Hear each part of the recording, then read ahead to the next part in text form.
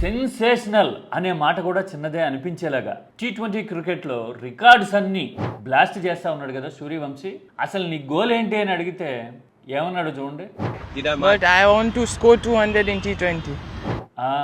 T20 క్రికెట్లో first double century చేయాలి అనేది సూర్యవంశీ టార్గెట్. కెవిన్ పీటర్సన్తో కాన్వర్సేషన్లో సూర్యవంశీ ఈ మాట చెప్పాడు.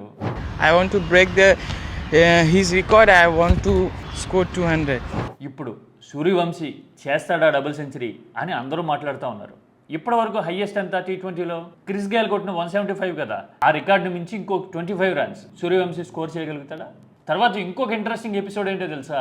సూర్యవంశీ బాల్ని స్ట్రైక్ చేస్తున్న తీరు, ఆ హ్యాండ్ మూమెంటు, ఆ షార్ప్నెస్ అంతా గ్యారీ ఫీల్డ్ సోబర్స్ లాగా ఉంది అని ఇప్పుడు సీనియర్ క్రికెటర్లు కంపేర్ చేయటం వెరీ ఇంట్రెస్టింగ్గా కనబడతా ఉంది. The first thing that flashed into my head was Gary Sobers. The violence in the bat swing and the...